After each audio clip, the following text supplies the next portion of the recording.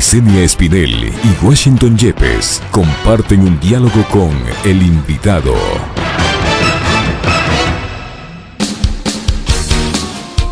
Ocho horas 37 minutos. Estamos ya en la última entrevista de la primera emisión de Punto Noticias. Vamos al campo político. Evidentemente las frutas se movieron, al menos en la correlación de fuerzas legislativas.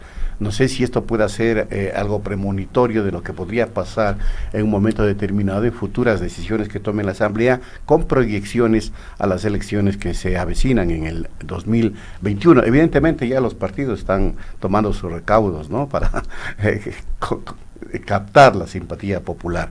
Esto tuvo que ver mucho en la decisión de archivo que se dio a la ley emergente, sin lugar a dudas. Pero ¿cómo se puede entonces, bajo esta premisa, proyectar el panorama político electoral que se nos viene? Le preguntamos de inmediato a David Villamar, analista político que nos acompaña. Buenos días, David. Buenos días, Washington. Buenos días, Licenia. Un gusto estar aquí. Siempre, para mí es un placer venir a los micrófonos de Radio Pichincha. Ustedes para mí siempre son un puntal de la información independiente. Bueno, ¿cómo se va reconfigurando el panorama de las fuerzas políticas? No solamente el panorama electoral, sino en general de las fuerzas políticas a raíz de los acontecimientos de los últimos meses. Primero quisiera hacer una mención a la reciente victoria, ¿no es cierto?, el tema de el archivo de la ley del saqueo, la ley de crecimiento económico. Yo era escéptico al respecto de que podamos frenar el tsunami neoliberal orquestado desde el Fondo Monetario Internacional. La verdad era muy escéptico. Y te soy sincero, Washington, sigo siendo escéptico. Me estaba preguntando, luego de ver la evolución del riesgo país, me estaba preguntando si estamos realmente ante una victoria popular o si estamos ante una estratagema de las élites para hacer negocios. Hace poco menos de un año habíamos hablado en estos mismos micrófonos de que detrás del acuerdo con el Fondo Monetario Internacional se ocultaba una gran posibilidad de especular con los papeles ecuatorianos, ¿no es cierto? ¿Cuál era la lógica? Primero generas un remesón en el mercado internacional, genera desconfianza, la gente, digamos, los inversionistas ya no quieren bonos ecuatorianos, baja el precio de los bonos ecuatorianos y te permite comprarlos en el mercado secundario a bajos precios, ¿sí? Luego das un mensaje de confianza, suben los precios y los mismos bonos que compraste baratos los vendes caros. Pingüe negocio. Pingüe negocio. De la noche a la mañana se hacen fortunas. Hablamos de cientos de millones de dólares solamente por el manejo de información privilegiada. Así se da paso al acuerdo con el Fondo Monetario Internacional entre diciembre y febrero de este año, diciembre del 2018 y febrero del 2019 se concreta el acuerdo con el Fondo Monetario Internacional, primero con un largo periodo de mensajes de desconfianza, ¿no es cierto? Recordarán ustedes la mesa servida de deudas, estamos quebrados, se llevaron toda la plata. Todo eso generó desconfianza en el mercado de bonos del Ecuador. Ahora podemos estar ante un nuevo escenario de lo mismo, ¿sí? ¿Por qué razón? Como ustedes conocen, el riesgo país en los últimos días ha subido estrepitosamente, ¿no es cierto? Entonces, hacia septiembre, el riesgo país se ubicaba alrededor de 630 puntos, medido por JP Morgan, el ENVI, ¿sí? En octubre sube a 800 puntos, y con el archivo de la ley está bordeando los 1.200 puntos. ¿No es cierto? Después de Venezuela y Argentina, ahorita somos el país más riesgoso de la región. Entonces, ¿qué efecto tiene esta subida del riesgo país? Primero, te eleva las tasas de interés, ¿no es cierto? Ahora, endeudarse para el gobierno es extremadamente caro. 1.200 puntos de riesgo país implican 12 puntos porcentuales más que se suben a la tasa de interés, lo que significa que si las tasas internacionales están alrededor de 1%, a nosotros nos prestarán al 13%, 1 más 12, 13%, ¿sí? Pero más allá del tema del interés, lo que me interesa es el negocio. Ahorita entonces, nadie quiere bonos del mercado ecuatoriano porque no se pudo implementar el acuerdo con las medidas exigidas por el Fondo Monetario, ¿no es cierto? Las medidas exigidas a través del acuerdo. Entonces, ahorita nadie quiere papeles del mercado ecuatoriano, ¿sí? La subida del riesgo país implica bajada de los precios de nuestros bonos. Es el momento de comprarlos. ¿Qué pasa si cuando Moreno mande la ley de crecimiento económico reencauchada, que ya anunció que lo va a hacer, se aprueba?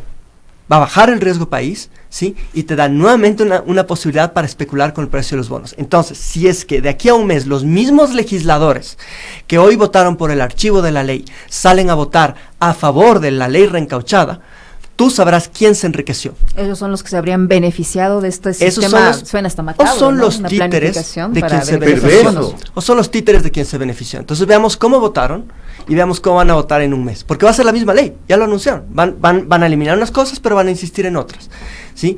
Entonces, eso va a ser un fuerte indicador de si estamos realmente ante una victoria popular o una estratagema de las élites, porque ustedes saben, mientras el pueblo celebra victorias populares, la derecha hace negocios, ¿sí? Entonces, eso es algo que deberíamos tener en mente sobre qué es lo que va a pasar con la ley reencauchada. Luego, al respecto de la reconfiguración de fuerzas políticas de cara a las elecciones, pero también en un aspecto estratégico más grande. Lo primero que tenemos que resaltar es que el eje discursivo en el Ecuador cambió radicalmente a partir de octubre.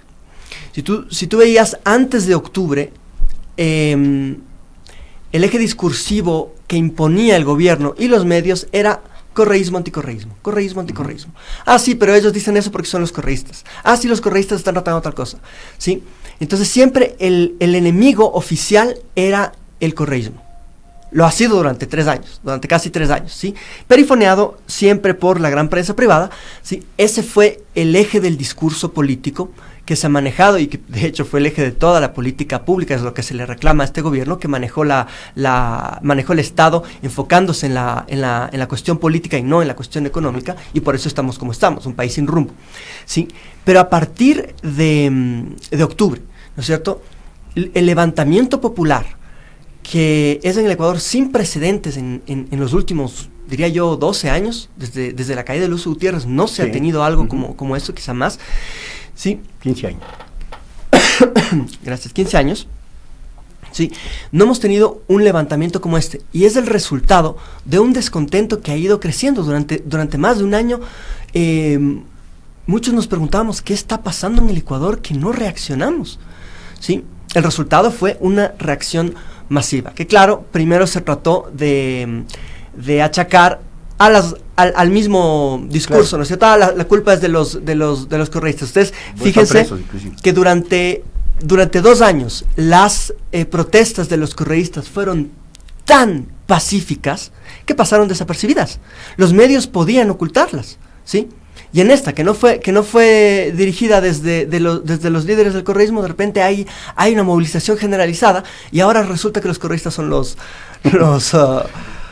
responsables y todo eso. Entonces, esto sobrepasó el discurso del correísmo. Obviamente, esta no fue una movilización correísta, esta fue una movilización de múltiples fuerzas sociales, encabezada por el movimiento indígena, pero apoyada desde diferentes instancias. Por ejemplo, las clases medias de Quito, hartas de los abusos cometidos por el gobierno, lo que hicieron es apoyar, por ejemplo, con donaciones, ¿sí? Uh-huh. Mi familia estuvo ahí apoyando constantemente con donaciones de comida, papel higiénico, etcétera, para apoyar las movilizaciones a que puedan resistir el embate de la violencia, ¿no es cierto? Entonces, una vez que eso suceda, hay una unificación del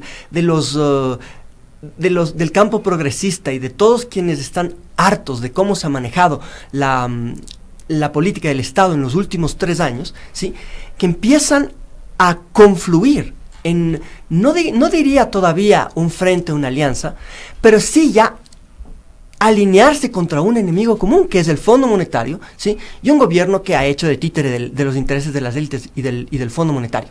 Entonces, esto ha hecho que el eje discursivo vaya cambiando, incluso desde el Ejecutivo, porque ya no están hablando solamente del tema del correísmo, ¿cierto? Ahora hay nuevos enemigos para el discurso oficial, que son los generadores de violencia. Hay líderes indígenas que están investigados, ¿no es cierto? Y ustedes han visto en las últimas semanas esta intención de atacar a los líderes indígenas con las mismas armas, ¿sí? Con las mismas falacias que se atacó a los líderes de la Revolución Ciudadana, ¿no es cierto? Hablaban de enriquecimiento, de posesiones no justificadas, de generación de la violencia, todo eso de lo que estaban acusando originalmente, por ejemplo, que acusaban a Paola Pavón, que acusaban a Virgilio Hernández, ahora lo están haciendo con Issa, lo están haciendo con Vargas, ¿no es cierto? Entonces, esto también da cuenta de una miopía por parte del Ejecutivo, ¿no es cierto? Están ayudando a la formación de un frente común. Y hay mucha gente desde las redes sociales, ¿sí?, que está empezando a impulsar la idea de la formación de un frente de fuerzas sociales, ¿sí? Mientras más arrinconen a las fuerzas sociales, más incentivo les dan para la conformación de un gran frente.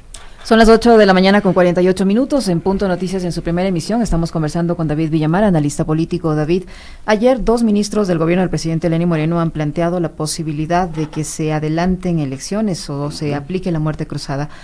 Tal como tú pintas el escenario del país, ¿cómo crees que podría esto dar resultados? ¿Si tendría viabilidad o no? Bueno, nuevamente cojo con pinzas las declaraciones del gobiernismo por una razón. Varias veces nos han metido gato por liebre. Entonces, si es cierto lo que yo decía al respecto de que hay un teje y maneje para hacer de esto un gran negocio y aprobar las reformas fondomonetaristas del próximo mes, ¿sí?, podría ser que esto de salir a hablar de la muerte cruzada sea también una estrategia para, para manipular a la gente, hacerle creer que, bueno, ya se va a ir, cuando en realidad no hay nada de eso, es simplemente parte de la estrategia de generar inestabilidad, ¿no es cierto?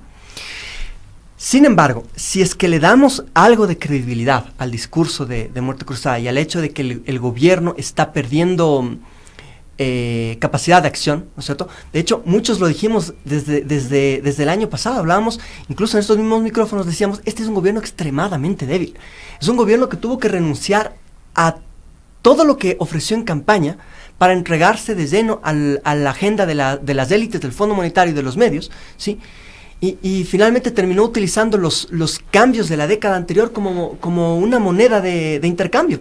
Quieren que desarme el dinero electrónico, lo desarmo. Quieren que desarme la ley de comunicación, la desarmo. Quieren que desarme los impuestos, los desarmo. Quieren que les condone intereses a deuda tributaria, la condono. Y ahora viene en esta ley, ¿no es cierto?, que se archivó el grueso del paquete de medidas pedido por el fondo y pedido por las élites. Entonces, es un gobierno extremadamente débil que ha tenido que venderse al mejor postor, y esa debilidad ahora se ve confrontada al renacer de las fuerzas sociales. Literalmente el gobierno está entre la espada y la pared, ¿sí? La espada son los movimientos sociales, la movilización social reactivada, y la pared es el Fondo Monetario Internacional. El problema es que, al estilo de Indiana Jones, esta no es una pared que se queda quieta, es una pared que va avanzando, ¿sí?, hacia la espada. Entonces, ¿cuál es el problema? El Fondo Monetario Internacional no va a cesar en sus pretensiones para la aplicación del plan de austeridad. Es la forma que tiene el Fondo Monetario de garantizar el repago de la deuda, tanto de los 4.000 millones que el fondo prestó directamente, como de los otros 6.000 que han venido del Banco Mundial y de los demás organismos multilaterales, como de los bonos que emitió el gobierno, que ha venido emitiendo el gobierno en los últimos años, ¿sí?, y que creo que supera ya los 15.000 millones de dólares en emisiones. Entonces, el Fondo Monetario va a seguir presionando, las fuerzas sociales ya han dicho basta, han puesto un punto final, ¿sí?, y los aliados, los que fueron aliados durante los últimos 3 años del gobierno, que son Creo y los socialcristianos, y los llamados independientes, entre comillas, que siempre han sido funcionales a la agenda del Ejecutivo, ya están empezando a pensar en los tiempos electorales y a virársele al gobierno. Entonces, con tan poca movilidad, nosotros podemos entender este llamado a la muerte cruzada de 2 formas, si es que no es parte de una jugarreta, ¿no es cierto? Podemos entender que es un forcejeo del gobierno, es una llamada de atención por parte del gobierno o del Ejecutivo hacia el Legislativo, a decir, yo todavía les puedo presionar con esto, ¿no es cierto? Entonces, o voten a favor del próximo, claro, o nos vamos a muerte cruzada. Esa es la una lectura. Y la otra lectura es que no sea solo una amenaza en vano, sino que en realidad estén pensando en esta opción. Si es que el gobierno ya se da cuenta que no tiene la capacidad de imponer el cumplimiento de las alianzas que otrora le permitieron gobernar, entonces el gobierno lo que puede hacer es llamar a muerte cruzada, y eso le permitiría gobernar por decreto en aspectos económicos, ¿no es cierto?, durante 6 meses, y le permitiría imponer el programa del fondo sin pasar por la asamblea, pero en cambio enfrentado directamente con las fuerzas sociales. Entonces, si bien es una carta que deben tener sobre la mesa después del conjunto de errores cometidos tanto por el ministro de Economía como por la ministra del Interior, sí, es una carta que deben mantenerla bajo la manga, porque es su única salida. Si es que el fondo presiona, la única manera en la que ellos puedan aplicar esas medidas ante unas fuerzas políticas pensando ya en campaña electoral y una movilización popular latente, es gobernar por decreto. Ahora, el gobierno puede apostar por esa medida extrema, puesto que ya no tiene nada que perder. Es el peor gobierno de la historia, con unas calificaciones absolutamente negativas. Y se jugará, digo yo, en esa perspectiva como hipótesis, se jugará, ¿crees tú, David, por esta última opción de implementar el plan del Fondo Monetario a rajatabla? Si es que ellos quieren implementar el plan del Fondo Monetario, les van quedando pocas opciones. Por eso. Y esa es la carta que va quedando sobre la mesa, ¿sí? Menos que encuentren algo que logre nuevamente solidificar las alianzas de derecha. Entonces, ahorita, ¿qué le queda al gobierno para financiar el presupuesto de este año y en algo del siguiente? Las privatizaciones. Entonces tienen en carpeta la privatización de las hidroeléctricas, ¿no es cierto? Las hidroeléctricas que supuestamente estaban mal hechas, que supuestamente tenían sobreprecios y que no funcionaban para nada, ahora son la carta de presentación de las privatizaciones. Entonces, ¿dónde quedó todo eso? Todo eso fue parte de la demagogia, ¿no es cierto? Toda la campaña mediática de desprestigio de las obras que se hicieron para bajar el precio de las hidroeléctricas, ¿sí?, y entregarlas a precio de huevo al sector privado. Pero tenemos también una pieza fundamental, que es la privatización del Banco del Pacífico. ¿Y de CNT? CNT, y la refinería también. Pero el Banco del Pacífico es una pieza clave. ¿Por qué razón? Yo vengo sosteniendo desde hace algún tiempo que el Banco del Pacífico es una moneda de cambio para negociar con Guillermo Lasso, ¿sí? Puede ser la manera de comprar la salida de Guillermo Lasso de la lid electoral. Si es que le dicen, ok, usted compra el Banco del Pacífico, señor Lasso, pero no participa en la lid electoral, ¿qué están haciendo? Están unificando el voto de la derecha, que es su mejor posibilidad para entrar a las elecciones. Es lo que Nebot necesita. Nebot no está creciendo en las encuestas, entonces necesita unificar el voto de la derecha. A Nebot está claro que no le funcionó el ponerse poncho y el empezar a hablar de feminismo y de igualdad de derechos, cuando yo decía, conversando con algunos amigos hace un tiempo, la buena conciencia no se puede fingir. Apenas se le presionó un poquito, Nebot sacó su verdadero yo, ¿no es cierto? Su yo racista, su yo déspota, y mandó a los indígenas a cuidado, entren a Guayaquil y vuélvanse a los páramos, ¿no? Lo mismo que dijo la presidenta de Bolivia, tan cuestionada por declaraciones racistas. Esa es un poco la derecha, la calidad de la derecha latinoamericana. Entonces, un Nebot que se cerró las puertas del progresismo y de la centroizquierda, nadie le va a creer un discurso progresista después de eso. Solamente le queda unificar la derecha y moverse cada vez más hacia la derecha, ¿sí? Entonces, ahí ni siquiera es descartable un binomio de una dama de hierro que reprimió a sangre y fuego a las fuerzas progresistas durante el paro. Entonces, es un binomio de la derecha que unifique la vieja derecha, ¿no es cierto?, la imagen de Nebot, con la dama de hierro que fue capaz de reprimir a aquellos que se dijo que se debía en las épocas de la ruptura 25, ¿no es cierto? Podría estar por ahí la configuración de un binomio de derecha para enfrentar a las fuerzas del progresismo que van confluyendo hacia la potencial formación de un frente. Nebot Romo.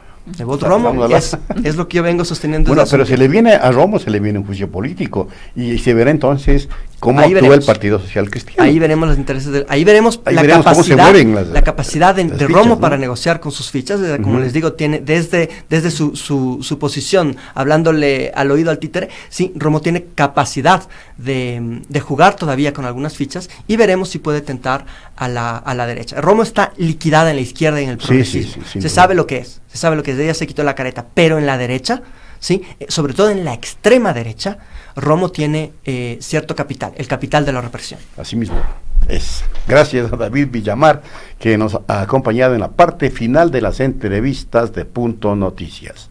Amigas y amigos, nos vamos. Así es, nos despedimos, amigos, les agradecemos como todos los días por la gentileza de su sintonía. Que tengan una excelente jornada. Y tiene la oreja libertaria con el colectivo Espejo Libertario. Buenos días.